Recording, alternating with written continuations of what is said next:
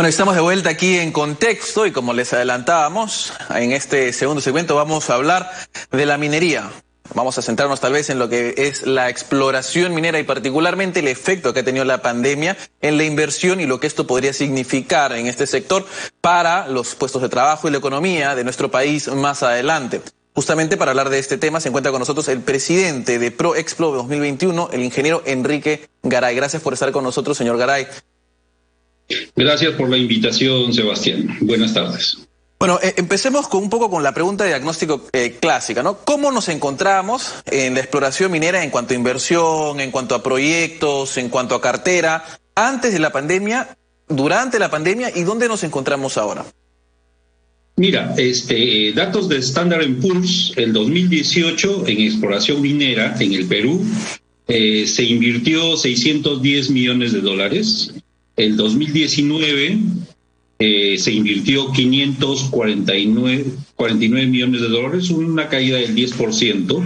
El año 2020, lamentablemente, debido a la pandemia, que todos hemos sufrido y hemos estado en cuarentena, la inversión minera en el Perú ha caído a $365 millones, ¿ya? Y hubo una caída respecto del año anterior del 33%. En el mundo, la inversión ha caído 10%, más o menos, del 2019 al 2020, pero en el 2020 cayó en Perú 33%, ¿no? O sea, cayó, digamos, 3 veces más de lo que lo hizo en el mundo durante el mismo periodo. ¿A qué se debió esta caída tan significativa? Bueno, en conversaciones con colegas, estimamos que se ha debido principalmente a la rígida cuarentena en que estuvimos desde marzo hasta agosto aproximadamente. En la actividad minera, la exploración fue la última en reactivarse, ¿ya? Entonces, nos pegó bastante, lamentablemente. Ok, entonces, digamos, fueron las medidas. Porque además la minería fue una de las que primero se reactivó, ¿no? A pesar de eso, ha habido un golpe muy fuerte. Usted tiene razón, se reactivó la actividad productiva, pero no de exploración minera. Ajá. Sí. Entonces hay que tomar en cuenta esa diferencia. Y digamos, ¿de qué manera se distingue o cuáles son, digamos, las idiosincrasias de la exploración minera que hacen que sea durante pandemia difícil en general invertir en ella? Yo creo que fueron más las medidas, más que el tema de la pandemia, ¿no? O sea, sí, teníamos que aprender a vivir en una nueva realidad, ¿no? Uh-huh. El tema de la distancia social, las mascarillas y los protocolos que ahora todos manejamos, ¿no? Y la naturaleza de la actividad minera en general y de la exploración en particular es justamente, trabajamos en lugares remotos, ya, apartados. Ahora los campamentos de exploración se respeta la distancia de donde los trabajadores viven, comen, trabajamos juntos, pero no respetando la distancia social, ¿no? Entonces, creo que los protocolos se han seguido adecuadamente y nos ha tocado aprender esta nueva realidad. Y en general, además, entiendo el sector minero, de una conversación que teníamos en una entrevista previa, suele tener, digamos, estándares en general y regulaciones para cumplir de seguridad bastante altos, ¿no? Exactamente. No solamente la exploración, es toda la industria minera. Tenemos estándares muy altos de trabajo y justamente ha sido un momento, un desafío para todos nosotros. Ahora, tomando en cuenta que lo que usualmente ocurre es que, digamos, si no se explota un proyecto, queda en cartera para tal vez más adelante hacerlo, ¿hay tal vez la esperanza o la expectativa de proyectos que se hayan quedado en cartera que no se hayan podido avanzar en 2019, 2020, que podríamos pensar en tal vez 2021, 2022, que se puedan llevar a cabo? Yo soy optimista, ¿no? Yo soy optimista en el sentido de que el mundo va a requerir, con este tema de energías limpias, renovables, de disminuir la huella de carbono. Estamos yendo a una nueva matriz energética, ¿no?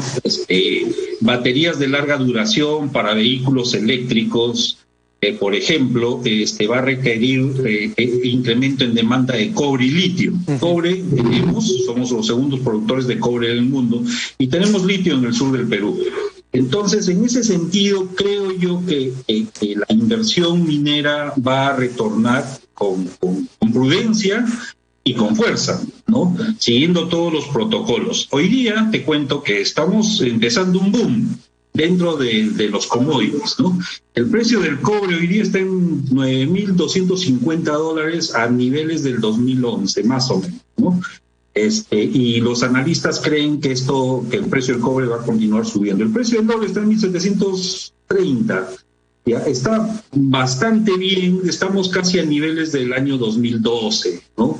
Hay algunos analistas que, por ejemplo, en el tema del oro, escuché ayer a un analista decir que él cree que el oro va a llegar al tercer trimestre del 2021 a $2.300. Pero asumiendo que no ser tan optimista, que se quede en el orden de $1.700, $1.800 es un buen precio para la industria. Ahora, y digamos, ¿cuál es una buena noticia? Esa es la buena noticia. La mala noticia es que no hemos explorado los últimos 15 años y no tenemos proyectos. Tenemos que explorar. ¿Cuánto, digamos, del territorio nacional todavía queda para explorar? ¿O qué zonas quedan para explorar todavía? Mira, tenemos que vivir en un ambiente limpio y los mineros respetamos los parques nacionales, las reservas. Hay zonas donde no vamos a explorar porque son reservas. Es más o menos el 40% del país, ¿de acuerdo? Entonces, el país tiene 1.250.000 kilómetros cuadrados. El 60% de eso está por explorar, más o menos unos 700.000 kilómetros cuadrados por explorar. De esos 700.000, mira, no se ha explorado menos del 5%. Hay muchas zonas por explorar, muchísimas zonas, y hay nuevas ideas, nuevas tecnologías. Ahora, por ejemplo, se está utilizando el concepto de Big Data. Los geólogos trabajamos con mucha información, que es Big Data, generar planos probabilísticos y generar, utilizar inteligencia artificial y generar planos para explorar nuevas fronteras. Por supuesto, existe todo. Los geólogos en Perú estamos muy capacitados para utilizar tecnologías nuevas y generar nuevos recursos. Y obviamente vamos a trabajar siempre respetando el medio ambiente, ¿ya? Siempre respetando a las comunidades. Ahora, al día de hoy, ¿cuáles son, digamos, los principales desafíos para la actividad? Creo yo el principal desafío son los permisos. Lamentablemente los permisos de exploración en el Perú se demoran mucho. Un permiso, un día, por ejemplo, declaración de impacto ambiental que gestionamos para perforar en 40 plataformas, se demora entre 18 y 24 meses. Porque por el tema de la consulta previa, ustedes saben que, por ejemplo, para nosotros hacer el file del día que preparamos, nosotros conseguimos, las compañías mineras, es decir, nosotros, las compañías mineras consiguen la autorización de 2/3 de la población, de las comunidades, en sucesivas asambleas, ¿de acuerdo? Con ese documento aprobado, nosotros ponemos el file para que empiece a tramitarse el día. Pero este file llega al Ministerio de Cultura y ellos vuelven a hacer una consulta previa, consulta que ya se hizo. Entonces es un trámite que se duplica y esa duplicidad genera demora y pérdida de tiempo. Ahora, además, digamos, de parte de tal vez procedimientos estatales y regulatorios que se replican y que generan, digamos, una redundancia tal vez innecesaria, ¿existe, digamos, tal vez algún problema de comunicación que tal vez ocurre me estoy concentrando particularmente en la exploración, no particularmente en la explotación, que ocurre, digamos, entre las distintas comunidades, entre las distintas zonas del país y personas que se encuentran ahí, ciudadanos y algunas empresas mineras? ¿Hay un problema de comunicación? Mira, las compañías mineras tienen sus gerencias de exploraciones, de relaciones comunitarias. ¿Ya? Entonces son gente especializada en comunicarse en el idioma local, en quechua o aymara, generalmente o quechua o aymara, ¿no? Casi no hay exploración minera en la selva. ¿Ya? Y la comunicación es muy fluida. Y hay necesidad de, no solamente ya se conversa de trabajo, que se genera trabajo intrínsecamente, sino negocios. Las personas están ávidas de hacer negocios con las empresas y están listos ya para comprarse una camioneta y empezar a trabajar, pero los permisos demoran, ¿ya? Y es un tema, ¿no?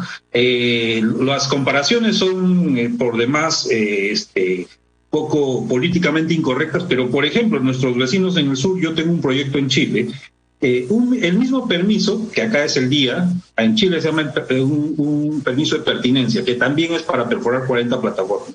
Allá demora tres meses, acá demora entre 18 y 24 meses. Claro. Ese mismo permiso en Canadá te demora 2 semanas. Claro.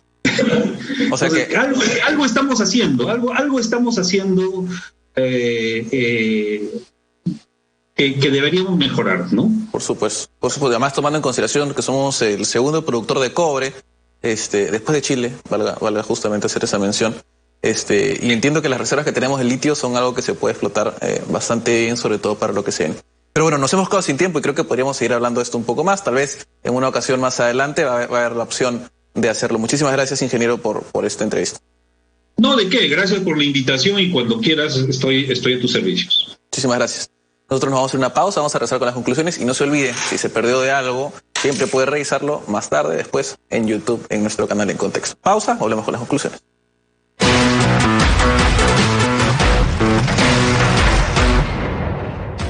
Bueno, estamos de vuelta aquí en Contexto con las conclusiones del día de hoy. Y como lo han visto y lo han escuchado, el objetivo del sector privado, al menos de parte de los laboratorios, es complementar el trabajo del Estado, dar de forma gratuita y más rápida a todos los privados que se puedan unir a un proyecto un poco más amplio para acelerar, sobre todo, los procedimientos y hacer que cada vez más rápido haya más peruanos con más vacunas y de esta manera poder avanzar en la pandemia. Por otro lado, escuchamos sobre la minería y la exploración y la manera en la que se ha detenido drásticamente en este último año pasado, me refiero al 2020 particularmente. En ese sentido quedan sobre todo los desafíos para adelante para poder recuperar con un optimismo. Seguro que va a depender, siempre claro está, de que se pueda avanzar en temas regulatorios y que haya una mejor comunicación con las comunidades que se encuentran en las vecindades de las posibles minas. Con esto terminamos aquí en Contexto y no se olvide, si se ha perdido el programa de hoy, no ha llegado a tiempo o tal vez quiere ver más de nuestros programas, siempre a través de YouTube, solo tiene que poner En Contexto, busca y se encuentra ahí todo, desde el primer programa hasta el que está viendo en estos minutos. Bueno, con eso me despido y nos vemos otro día. En Contexto.